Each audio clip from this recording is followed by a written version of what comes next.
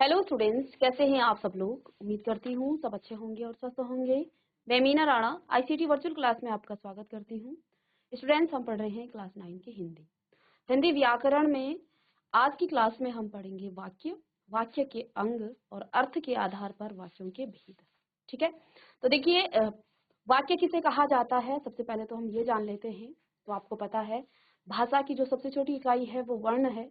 वर्णों से मिलकर के आपके शब्द बनते हैं और शब्दों के सार्थक मेल को हम क्या कहते हैं, वाक्य कहते हैं। और वाक्य जब जो है बहुत सारे वाक्य मिलकर के हमारी भाषा बनाते हैं।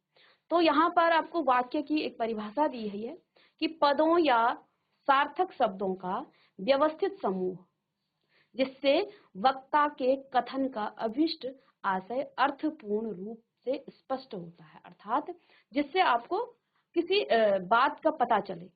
ठीक है, बात ऐसी होनी चाहिए जिसका कोई अर्थ हो। ठीक है ना, वही आपका वाक्य कहलाता है।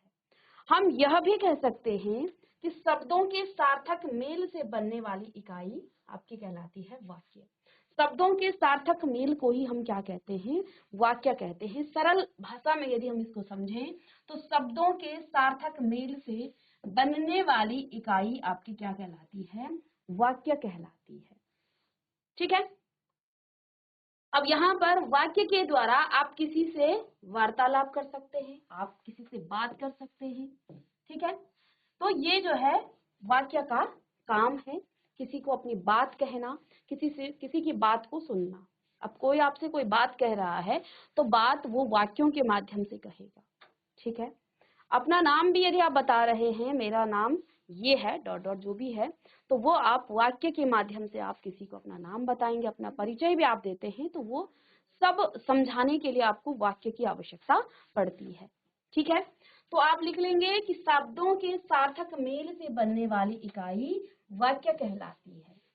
ठीक है, तो देखिए अब वाक्य के अंग कौन कौन से होते हैं, हेडिंग डालिएगा वाक्य के अंग। वाक्य की आप परिभाषा लिखें, शब्दों के सार्थक मेल को वाक्य कहा जाता है। बेसिकली वाक्य के दो अंग होते हैं। ठीक है, वाक्य के दो अंग हैं। पहला अंग है उद्देश्य। ठीक है, उद्देश्य वाक्य में जिसके बारे में कुछ कहा जाए उसे उद्देश्य कहा जाता है। वाक्य में आप जिसके बारे में कुछ कहते हैं वह आपका उद्देश्य कहलाता है। वाक्य के दो अंग हैं, उद्देश्य।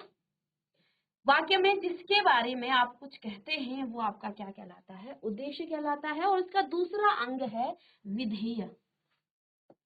दूसरा अंग है विधेय।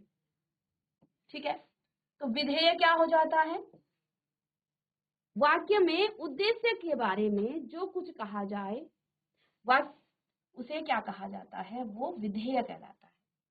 ठीक है, और यहाँ पर आपके सिलेबस में वाक्य के दो भेद हैं। वाक्य के भेद, वाक्यों के दो प्रमुख भेद हैं जिसमें अर्थ के आधार पर और रचना के आधार पर वाक्यों के भेद हुए हैं। ठीक है, रचना के आधार पर आप पढ़ चुके हैं और अब हम आप क्लास 9 में पढ़ेंगे अर्थ के आधार पर वाक्यों के भेद। तो इसकी परिभाषा लिखें वाक्य की कि वाक्य क्या होता है, वाक्य शब्दों के सार्थक मेल से बनने वाली इकाई वाक्य कहलाती है। ठीक है, अब यहाँ एक वाक्य हम लिखते हैं। ठीक है, हमने कहा रमेश खेल रहा है या खेलता है, रमेश खेलता है। तो ये क्या है, ये एक वाक्य है। रमेश खेलता है, ये एक वाक्य है। यहाँ पर आपका ये जो शब्द हैं, इन तीन शब्दों से मिलकर आपका क्या बना है, एक वाक्य बना है। अब देखिए इसको सार्थक, देखिए इसको एक निश्चित क्रम में रखा जाता है। ऐसा नहीं है कि वाक्यों को, शब्दों के मेल को ही आप क्या कह दें, वाक्य कह दें। आपके पास उसका अर्थ होना चाहिए। अब इन्हीं पदों को यदि आप क्या कर दें, इन्हीं पदों को यदि आप क्या कर दें, अलग कर दें। ठीक है, देखो ये एक शब्द है। ठीक है, ये एक शब्द है। अब इस शब्द को आप उलट पलट कर खेलता रमेश है, तो ये आपका या है रमेश खेलता, ऐसा आप लिख दें तो ये जो है आपका कुछ स्पष्ट अर्थ नहीं बता रहा है। खेलता रमेश है, ऐसा हम लिख दें, इसको उलट पलट दें, तो यहाँ पर भी तो शब्दों का क्या है, एक मेल है, शब्दों का क्या है, कलेक्शन है। ठीक है, तो ये जो है एक प्रॉपर वाक्य नहीं है, क्योंकि बात इससे जो है पूरी तरह से स्पष्ट नहीं हो रही है। खेलता रमेश है, ठीक है, तो इसके लिए एक निश्चित क्रम में होना चाहिए पदों को, वाक्य शब्दों को, और उसका एक निश्चित अर्थ होना चाहिए, एक जो है उसका उचित अर्थ होना चाहिए, स्पष्ट अर्थ आपको पता होना चाहिए, मालूम होना चाहिए। उस वाक्य से आपको कोई बात समझ में आए, वही वाक्य कहलाती है। ठीक है ना, सिर्फ और सिर्फ हम शब्दों के मेल से बनने वाली इकाई को नहीं कहेंगे, बल्कि शब्दों के सार्थक मेल, ये जो सार्थक शब्द है ये यहाँ पर जो है जरूरी है।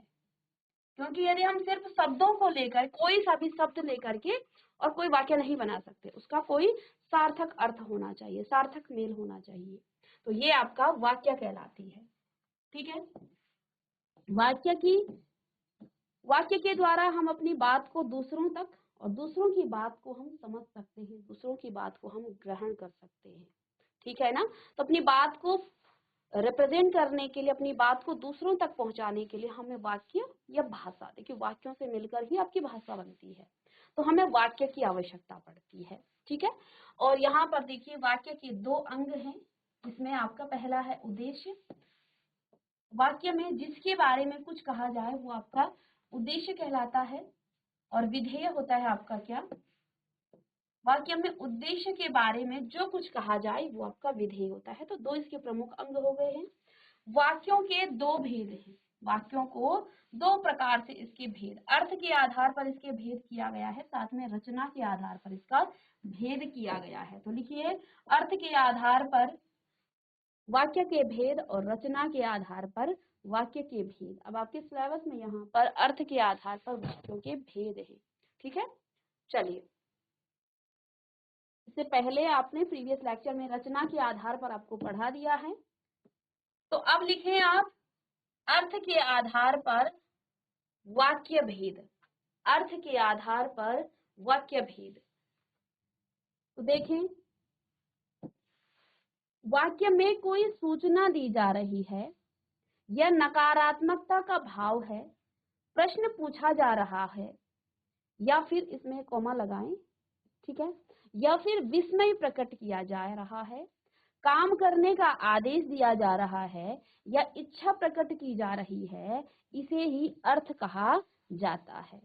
अब वाक्य में आप क्या कर रहे हैं, आप किसी को सूचना दे रहे हैं, किसी को किसी काम को ना करने का, या आपका नकारात्मकता का भाव है किसी वाक्य में, आप किसी से प्रश्न पूछ रहे हैं, या फिर आपको विस्मय हो रहा है, आपको आश्चर्य हो रहा है, काम करने का आप कोई आदेश दे रहे हैं, या आप क्या कर रहे हैं, इच्छा प्रकट कर रहे हैं।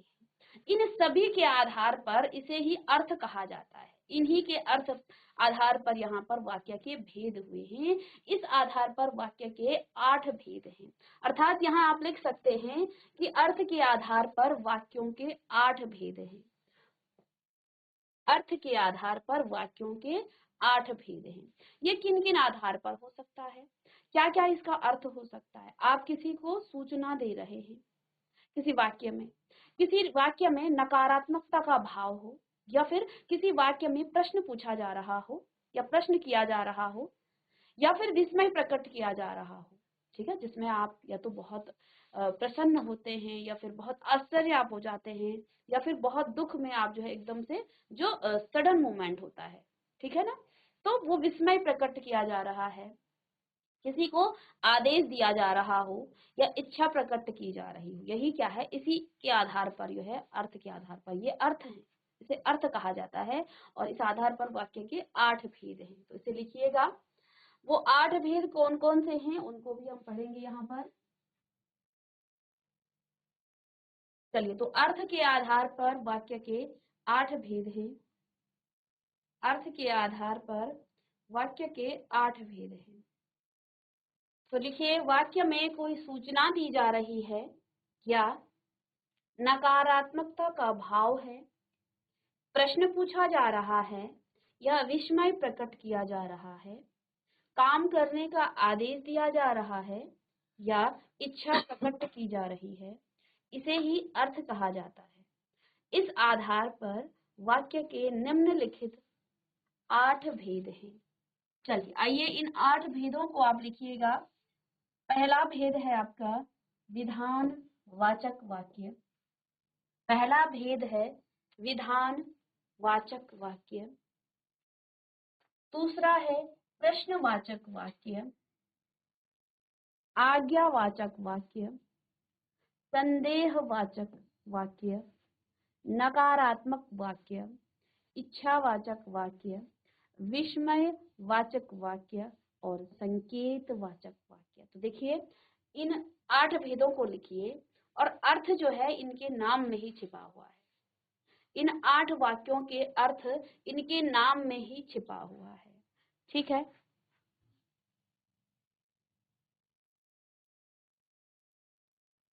वाक्य के 8 भेद हैं। अर्थ के आधार पर वाक्यों के 8 भेद हैं। विधानवाचक वाक्य, प्रश्नवाचक वाक्य, आज्ञावाचक वाक्य और संदेहवाचक वाक्य, नकारात्मक वाक्य, इच्छावाचक वाक्य, विस्मयवाचक वाक्य और संकेतवाचक वाक्य। ये 8 भेद हैं अर्थ के आधार पर। यहाँ पर आपने देखा अर्थ के आधार पर वाक्यों के भेद। रचना के आधार पर वाक्य के 3 भेद हैं, जिसमें आपका सरल वाक्य, मिश्रित वाक्य और संयुक्त वाक्य आता है। ठीक है, इसको आप क्लास 10th में पढ़ेंगे। तो देखिए यहाँ अर्थ के आधार पर आपका वाक्य के भेद हैं 8 भेद, जिसमें आपका विधानवाचक वाक्य, प्रश्नवाचक, आज्ञावाचक, संदेहवाचक, नकारात्मक वाक्य, इच्छावाचक, विस्मयवाचक और आपका संकेतवाचक। पहली हेडिंग डालेंगे, एक एक करके इनको पढ़ेंगे। पहला आप लिखिएगा विधानवाचक वाक्य किसे कहते हैं। हेडिंग डालिएगा विधानवाचक वाक्य। चलिए, विधानवाचक वाक्य क्या है?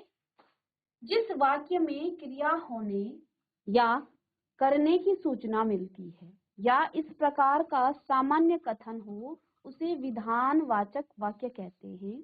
विधानवाचक वाक्य को सकारात्मक वाक्य भी कहा जाता है। तो जिसमें जो है क्रिया होने या करने की सूचना मिलती है कि काम हो रहा है, उसे हम क्या कहते हैं? विधानवाचक वाक्य।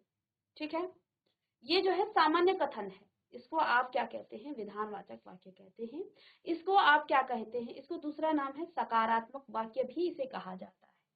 ठीक है, नॉर्मली जब हम क्या कहते हैं कोई काम हो रहा है तो ये आपका सकारात्मक वाक्य कहलाता है।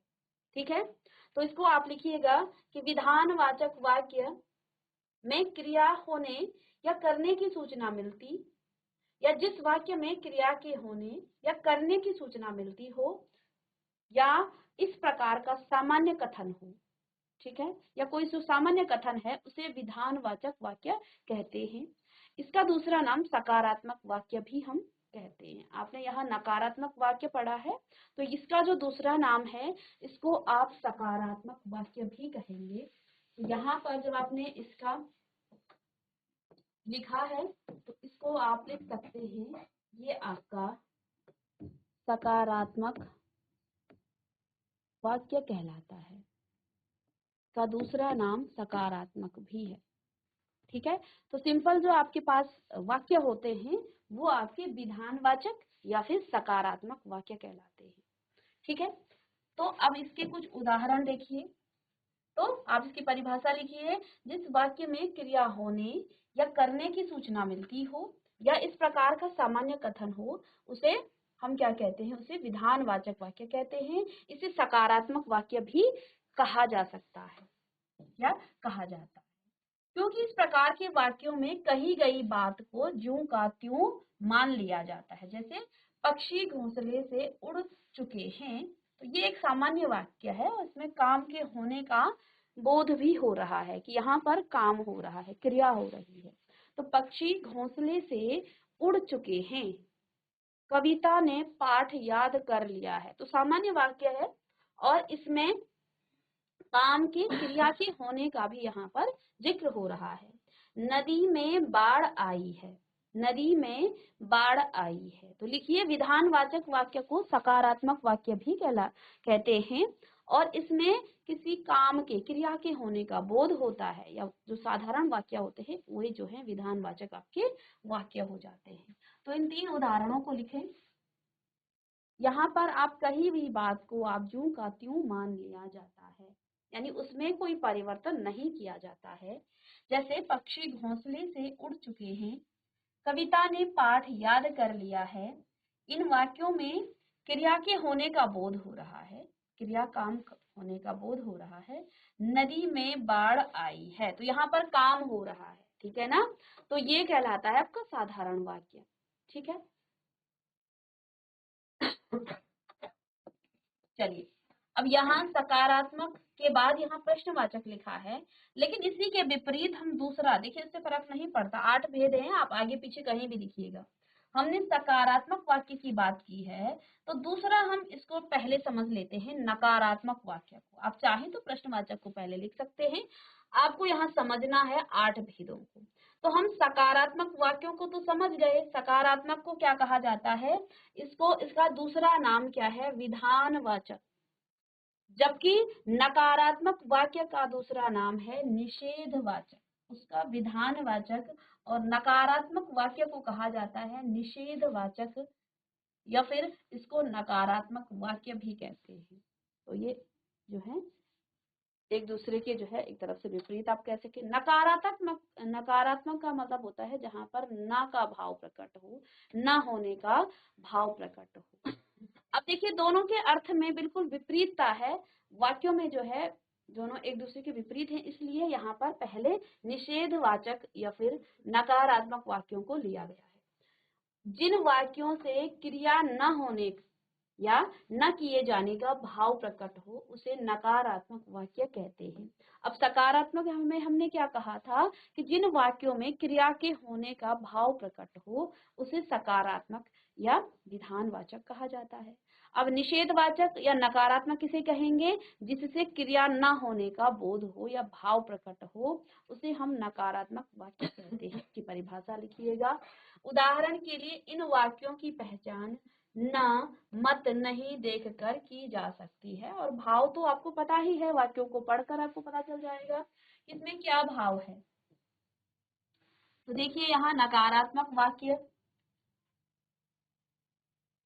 पहला वाक्य है पक्षी घोंसले से नहीं उड़ रहे हैं। पहले हमने ऊपर क्या पढ़ा सकारात्मक में कि पक्षी घोंसले से उड़ रहे हैं, अब यहाँ पर नहीं उड़े हैं, नहीं शब्द यहाँ आया है, ये नकारात्मकता का भाव प्रकट कर रहा है। कविता ने पाठ नहीं याद किया, तो यहाँ पर ऊपर हमने कविता ने पाठ याद किया था, यहाँ नहीं शब्द आया है, ये उसी का नकारात्मक, उसी के विपरीत ये हो गया है। नदी में बाढ़ नहीं आई है, तो ये उन्हीं वाक्यों को हमने बिल्कुल नकारात्मक में बदल दिया है, तो ये आपका हो जाएगा निषेधवाचक या फिर नकारात्मक वाक्य इन्हें कहेंगे। चलिए इसे नोट डाउन कीजिएगा। तो दोनों वाक्यों में आप सकारात्मक और नकारात्मक में थोड़ा सा आप अंतर भी समझ लीजिए कि सकारात्मक में दोनों की परिभाषा एक जैसी है, दोनों के अर्थ भी एक जैसे हैं, बल विपरीत अर्थ वाले हैं। यानी कि एक जगह काम के होने का बोध हो रहा है तो दूसरे वाक्य में काम के न होने का बोध हो रहा है। बाकी सकारात्मक वाक्य जो विधानवाचक वाक्य है उसमें हम क्या करते हैं, किसी क्रिया के, वाक्य में क्रिया के होने का बोध होता है या होने का भाव प्रकट होता है, और नकारात्मक में क्रिया के न होने का बोध या भाव प्रकट होता है। ठीक है, तो दोनों एक जैसे ही हैं, बिल्कुल विपरीत हैं। वो ना होने का बोध करता है और सकारात्मक होने का बोध करता है।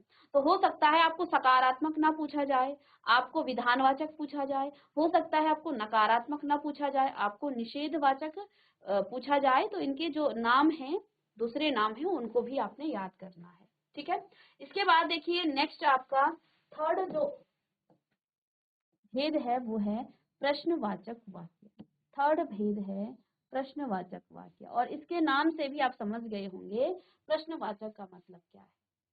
ठीक है, तो प्रश्नवाचक की सबसे बड़ी पहचान तो ये है कि वहां पर प्रश्नवाचक का चिन्ह आपको लगाया जाता है। बाकी देखिए, जिन वाक्यों में प्रश्न पूछा जाता है तथा जिनमें कुछ उत्तर पाने की जिज्ञासा रहती है उसे प्रश्नवाचक वाक्य क्या कहते हैं? उसे प्रश्नवाचक वाक्य कहते हैं। तो जिसमें प्रश्न पूछा जाएगा उसे ही आप प्रश्नवाचक वाक्य कहेंगे। प्रश्नवाचक वाक्यों की पहचान कैसे आप करेंगे? आप प्रश्नवाचक वाक्यों की पहचान कैसे करेंगे? तो देखिए, यहाँ पर क्या, कब, कैसे, क्यों, कैसे, कौन, किसे, किसका, इस प्रकार के शब्द देख करके आप उसे प्रश्नवाचक वाक्य बता सकते हैं। किसी वाक्य में क्या शब्द आ गया, कब, क्यों, कैसे, कौन, किसे और किसका, ये शब्द आपको दिखने को मिल जाए तो आप सीधे वहां पर प्रश्नवाचक लगाएंगे। ठीक है।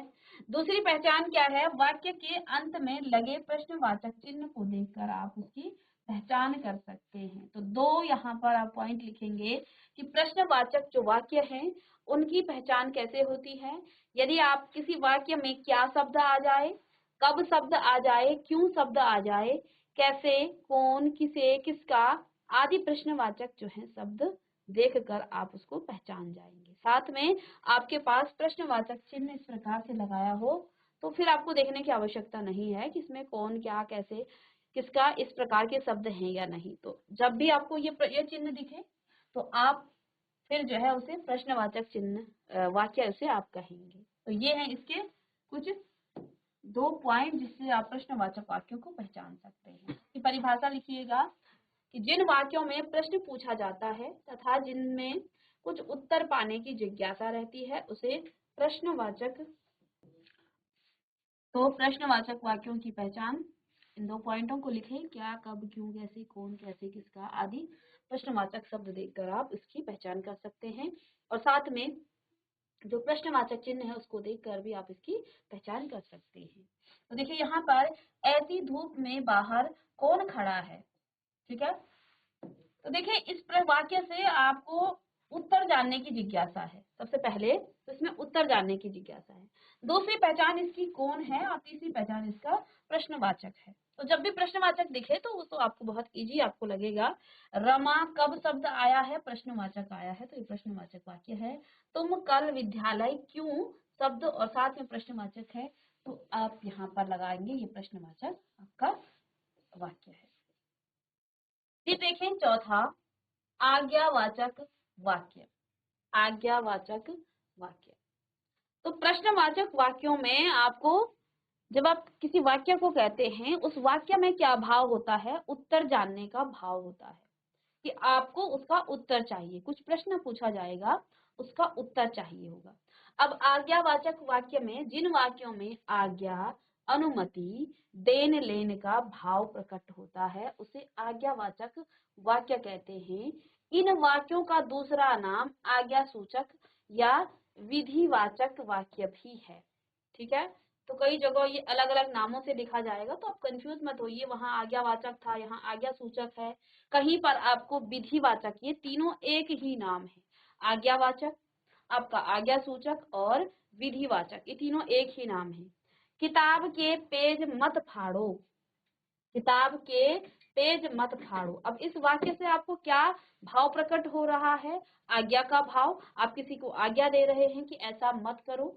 ठीक है। किताब के पेज मत फाड़ो, तो ये जो है आज्ञा सूचक या आज्ञावाचक वाक्य है। मोहन अब पढ़ने बैठ जाओ, तो ये भी आज्ञावाचक है। दीवारों को साफ कर दो, तो यहाँ पर जो है आज्ञा दी जा रही है, अनुमति दी जा रही है। ठीक है। सॉरी, इसमें जो है आज्ञा दी जा रही है और इसमें अनुमति दी जा रही है कि अब पढ़ने बैठ जाओ। और ये जो है यहाँ पर दीवारों को साफ कर दो, ये आज्ञावाचक आपका क्या हो गया है, यहाँ पर आज्ञा दी जा रही है। ठीक है।